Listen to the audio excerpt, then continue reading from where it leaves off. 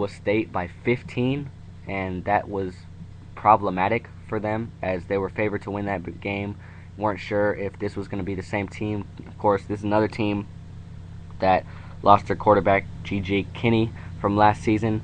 They do bring in Cody Green, who is a transfer from a ACC school, I believe. I'll be sure to get the information on that in just a second. But Tulane, they had a victory against Tulane, 45-10, okay, and a victory against Nicholls State, 66-16. So they played one good team this season, and certainly have shown their offensive firepower. But this is a game that UTEP is going to be in.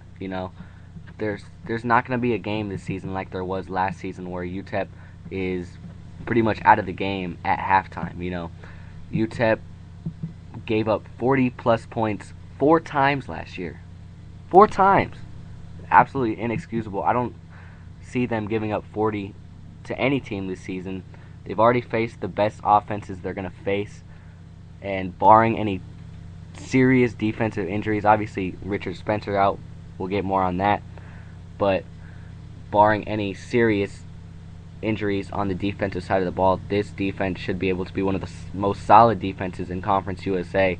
Last season they allowed 52 points at South Florida. Not something that would happen this season.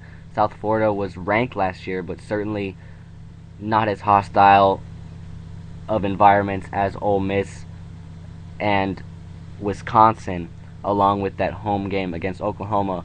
All 3 of those offenses are certainly better than the South Florida offense that they played last year. Houston, Case Keenum, he's gone. Patrick Edwards, he's gone. Carrier out of the backfield, he's gone. So many players left for Houston. Houston's not the same team they were last year at all. Houston's 0-3. They lost to the Texas State Bobcats 30-13. Did put up 49 points against Louisiana Tech, but did allow 56 points to Louisiana Tech. Lost that game, and they were a team that lost last week. Only put up 6 points on the board at UCLA. Obviously, UCLA a ranked team, but still only 6 points on the board for the Houston Cougars. UTEP allowed 40. That was a great game last year, by the way. UTEP lost 49-42 to the Cougs last season, led by Case Keenum. Had a chance there at the end of the ball game, but just fell short at home. That's certainly not going to happen again this season. And, of course, that embarrassing loss at Rice, 41-37, where the defense just could not figure out Rice's option. And, of course, the blowout for the senior game, which was just an embarrassing performance as well last year, losing 57-28 on your own home field against Tulsa. Those things aren't going to happen this year for this UTEP team. It's much improved. They've gone through the toughest part of their schedule. Obviously, things are so much different when they get into conference play.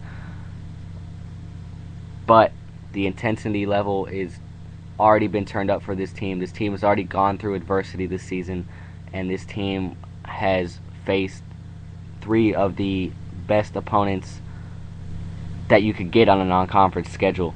You played a Big 12 team at home, you played an SEC team on the road, and a Big 10 team on the road, and you hung with them till the 4th quarter in all 3 games. So certainly encouraging signs there.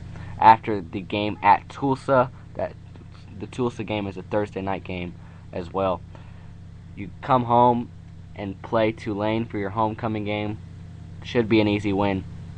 UTEP has never done well at Houston, but I think this is the year that they pull off a win at Houston, unless Houston gets it figured out with Pylon at the quarterback position. He's passed for over 1,000 yards this season, but he does have more interceptions than touchdowns.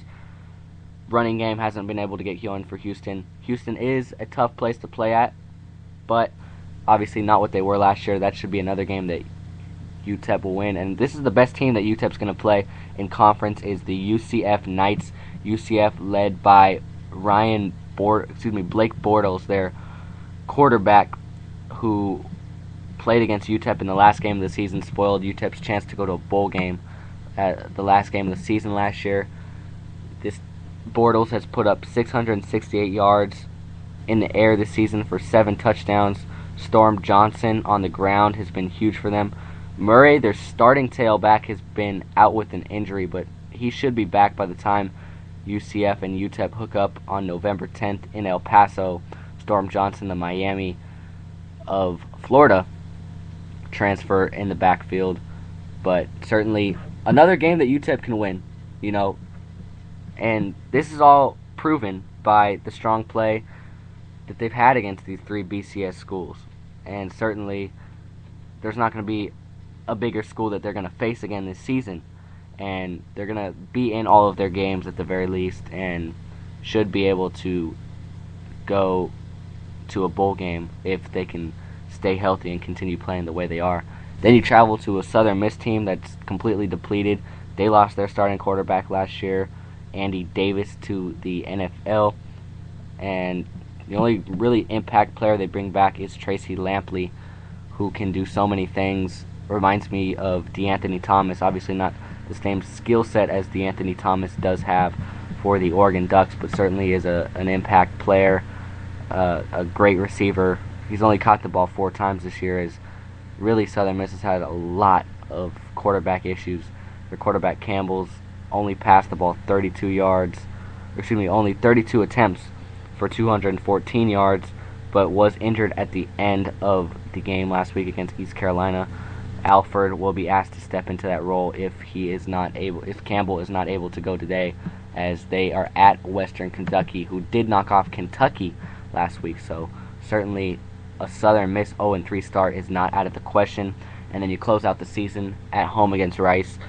That's going to be a revenge game for the Miners. I think they'll win that. So, there's a lot of scenarios going here for UTEP, but there's a chance they can go 8-0 in conference, and I strongly believe that. And that might sound biased, but the way this ball team is playing right now, if they can figure out how to hold on in the fourth quarter, and their defense can keep playing like this, and their quarterback Nick Lamison can keep playing like this, and Nate Jeffries can get it going again, and Zay Williams can have an impact, and the kicking game gets itself situated out, which I think it's on its way to being. This team definitely has a chance at a conference championship appearance. But, you just got to look ahead to next week. It was a tough loss at Wisconsin today, but as a UTEP Miner fan and as a UTEP Miner player, you got to keep your head up and you got to keep rolling along. Conference play is right around the corner. It's in a week from now at East Carolina. UTEP will be playing that game 7 Eastern, 4 Pacific next Saturday. So that's going to be the telltale to see if this UTEP team is going to be headed for a bowl game. Mike Price at the beginning of the season said this is the best team he has ever had in El Paso, but a 1-4 start would certainly be very hard to climb out of. But I really don't see this UTEP team starting 1-4. They should be able to get a win at East Carolina next week if they are healthy and if everything goes right in the kicking game and they do not penalize themselves like they did today and last week against New Mexico State. So, real quickly, we'll go across the board in the Conference USA action that is going on right now. Couple finals today as non-conference play wrapping up for a lot of foes in the Conference USA. East Carolina, team that UTEP's playing on next week. You can catch that game right now on ESPNU, but North Carolina up in that game in the second quarter, 10-3, East Carolina at North Carolina. North Carolina of the ACC trying to avoid a 1-3 start. Marshall is at Rice and beating them 21-13. Marshall, a team that UTEP does not play this year, but certainly has a chance to play in the conference championship game if both those teams can reach it in their respective divisions. Memphis visits Duke later on. Southern Miss visits Western Kentucky later on. And a great matchup tonight between Fresno State and Tulsa. Fresno State grilling the Colorado Buffaloes of the Pac-12 69-14 last week. And of course, Tulsa, one of the best teams representing Conference USA this season. And of course, we have the 3 finals. UTEP falling down to Wisconsin 37-26. Ohio State was taken to the limit by UAB.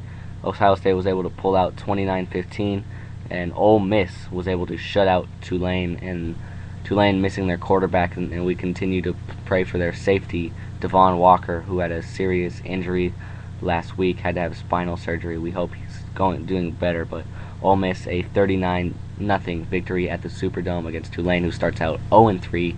Looks like another tough season for the Green Wave. Well, that's all we have today from the UTEP Wisconsin postgame show. Hope you guys enjoyed it. I'm Chris Sylvester, reminding you once again the final today: Wisconsin 37, UTEP 26. Tune in next week as we will recap the UTEP East Carolina game here on Spreaker.com. Thanks for listening, everybody.